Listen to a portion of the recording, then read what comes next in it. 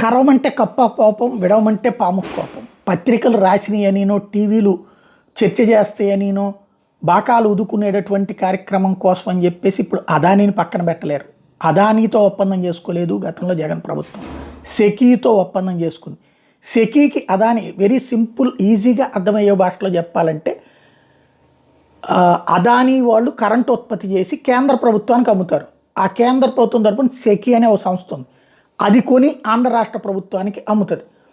రాష్ట్ర ప్రభుత్వం సెకీకి డబ్బులు ఇస్తే సెకీ అదానికి ఇస్తాయి. ఇందులో డైరెక్ట్గా అదానీ జగన్ లింక్ కాన్సెప్ట్ అన్నటువంటిది కుదరదు. అయితే సెకీ అట్లాగా ఆర్డర్లు అంటే సెకీ వాళ్ళు అట్లాగా ఓకే చేయడానికి గాను అదానీ వాళ్ళు ముందుగా జగన్తో మాట్లాడారు. మేబీ అది దర్యాప్తు చేసుకోవచ్చు. అయితే ఇప్పుడు ఇది రద్దు చేసేయమని చెప్పి ఓ పక్కన తెలుగుదేశం అనుకూల మీడియా ఒత్తిడి చేస్తోంది. అదే సందర్భంలో దాన్ని అడ్డు పెట్టుకుని జగన్ మీద కేసు పెట్టేయమంటుంది. జగన్ మీద కేసు పెట్టడానికి ఇక్కడ ఉన్నటువంటి చట్టాల ప్రకారం వర్కౌట్ కాదు. నెంబర్ 1, రాధాకృష్ణ గారు చెప్పారన్నో లేకపోతే ఇంకొకళ్ళు చెప్పారన్నో పెట్టలేరు. అది పెట్టారు అంటే కనుక అదానీని తీసుకొచ్చి జైల్లో పెట్టాలి. ఎందుకు? ఒప్పందం అదానీతో. డబ్బులు తీసుకుంది జగన్మోహన్ రెడ్డి అని ఎవరు చెప్పాలి? అదానీ చెప్పాలి. అదానీ నేను డబ్బులు లేదు మొర్రు అంటున్నాడు. ఇంకోటి నాకు డైరెక్ట్గా ప్రభుత్వానికి సంబంధం లేదంట. ఇక్కడ జగన్ నాకు అదానికి సంబంధం లేదంటాడు. అదానీ ఇక్కడికి వచ్చాడు, జగన్ కలిసాడు అని.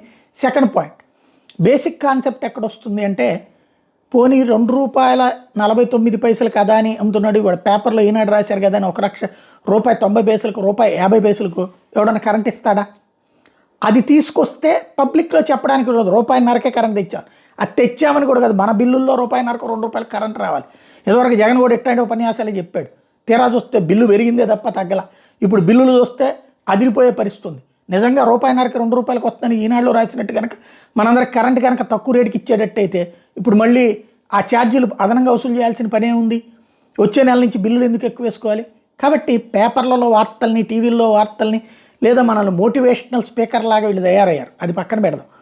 బేసిక్గా అయితే అదానీతో గొడవ పెట్టుకుని అదానీతో కుదుర్కున్నటువంటి ఒప్పందం కేంద్ర ప్రభుత్వం, కాబట్టి దాన్ని మనం క్యాన్సిల్ చేయలేం.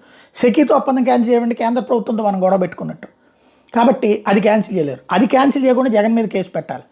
అది సాధ్యమా లేదా అన్నటువంటిది ఇప్పుడు వెతుకుతున్నారు.